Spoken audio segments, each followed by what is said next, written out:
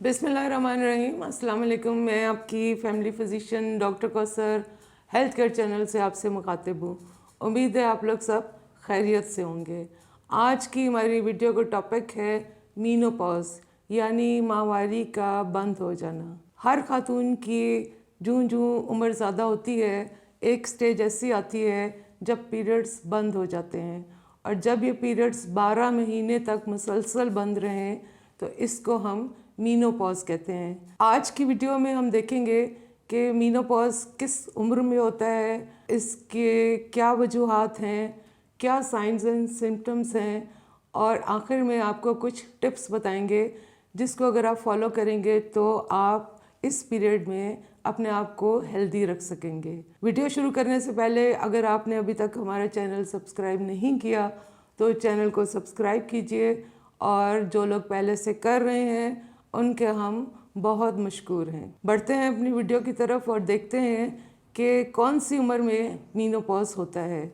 Menopause जो है वो 45 से 55 इयर्स तक किसी भी वक्त हो सकता है, लेकिन जो एवरेज एज आती है तकरीबन 50 या 52 तक ख़वातीन को मीनोपॉज हो जाता है। मीनोपॉज आने से कुछ साल पहले आपको पीरियड्स जो हैं वो इरेगुलर भी हो सकते हैं, यानी कभी हैवी हो जाते हैं, कभी लाइट हो जाते हैं, या कुछ महीने मिस भी हो सकते हैं। इस पीरियड को हम पेरी मीनोपॉजल स्टेज कहते हैं। कुछ ऐसी ख़वातीन हैं जिनको वक्त से पहले मीनोपॉज हो सकता है। अगर मीनोपॉज 40 ईयर्स से पहले हो जाए तो इसको हम प्री मेच्योर मीनोपॉज कहते हैं। इसकी अपनी अलग वजूहात होती हैं। अब देखते हैं कि मीनोपॉज जो है वो क्यों होता है। मीनोपॉज क्यों होता है। जैसा कि आपको पता है कि पैदाइश के वक्त ओवरीज के अंदर फिक्स्ड अमाउंट ऑफ एग्स होते हैं। जूं जूं एज ज़्यादा होती है ये एग्स की अमाउंट कम होती जाती है, और एक स्टेज ऐसी आती है जब ओवरीज के अंदर कोई फॉलिकल या एग जो है वो नहीं रहता, और इस स्टेज पे मीनोपॉज हो जाता है। अब जो ओवरी है उसमें से ईस्ट्रोजन हार्मोन रिलीज़ होना कम हो जाता है, जिसकी वजह से मीनोपॉज की सारी सिम्टम्स होती हैं। अगर हम साइंस एंड सिम्टम्स को देखें तो उसमें जो सरे फहरिस्त ख़वातीन महसूस करती हैं वो हैं हॉट फ्लशेस।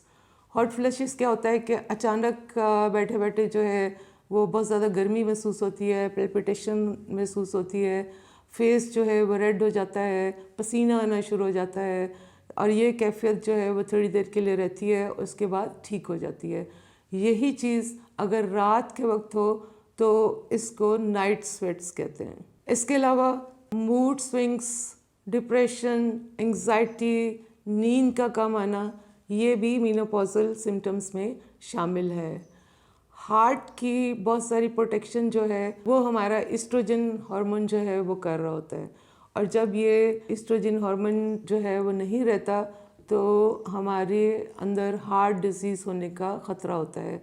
ब्लड प्रेशर ज़्यादा हो सकता है, आपका कोलेस्ट्रॉल लेवल ज़्यादा हो सकता है, आपको हार्ट अटैक आ सकता है।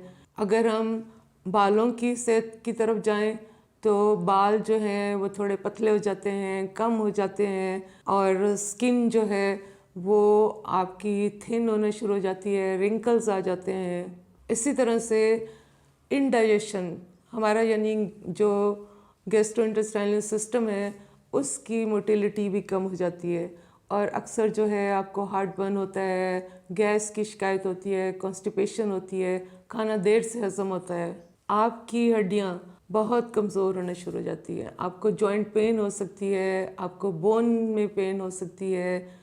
ये क्यों होता है कि हमारा जो कैल्शियम, विटामिन डी का मेटाबॉलिज्म चल रहा होता है वो भी ईस्ट्रोजन हार्मोन के अंडर कंट्रोल होता है। जब ईस्ट्रोजन की डेफिशिएंसी हो जाती है तो हमारी बोन्स जो हैं वो थिन होना शुरू हो जाती हैं, और हड्डियों के फ्रैक्चर का भी ख़तरा होता है। यूरिन का रात को बार बार आना, ये भी मीनोपॉजल सिम्टम्स में शामिल है, और यूरिन का इन्फेक्शन भी हो सकता है।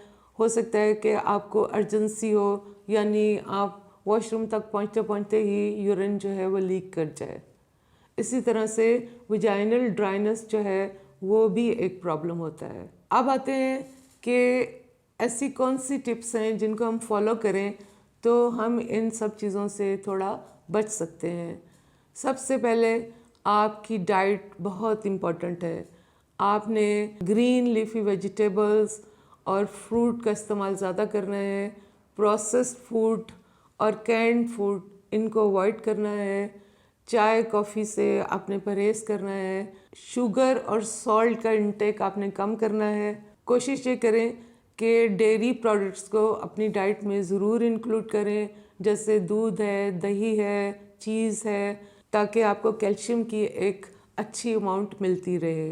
नट्स, फिश, एग्स ये भी ज़रूर आपकी डाइट में होने चाहिए ताकि आपको अच्छे से ओमेगा 3 फैटी एसिड्स जो हैं वो भी मिलते रहें। इसके अलावा आप कुछ सप्लीमेंट्स भी लेना शुरू कर दें जिसमें कैल्शियम हो, विटामिन डी हो, मैग्नीशियम हो। दूसरी जो इम्पोर्टेंट टिप है वो है एक्सरसाइज। आप अपने रूटीन बना लें कि आपने तकरीबन 30 से 40 मिनट्स की एक्सरसाइज डेली करनी है। और ये एक्सरसाइज जो है ये बहुत ज़्यादा हैवी नहीं होनी चाहिए।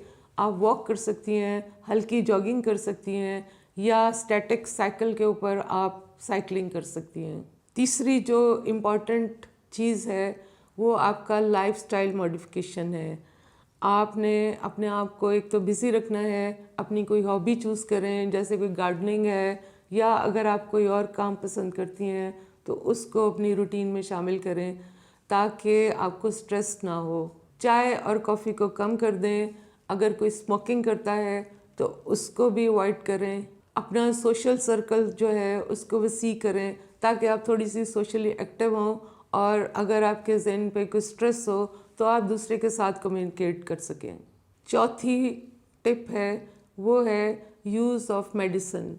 बहुत सारी मेडिसिन्स होती हैं जो कि इसलिए यूज़ होती हैं कि कुछ लोगों को ये सिम्टम्स जो हैं बहुत ज़्यादा महसूस होती हैं। ये डिफरेंट कैटेगरीज़ की ड्रग्स हैं। जैसे अगर किसी को हॉट फ्लशेस बहुत ज़्यादा हो रहे हैं तो वो डॉक्टर आपको उसके बारे में कोई ड्रग आपको लिख के दे सकती है। इसी तरह से कुछ ड्रग्स जो हैं वो ऑस्टियोपोरोसिस के लिए यूज़ हो सकती हैं।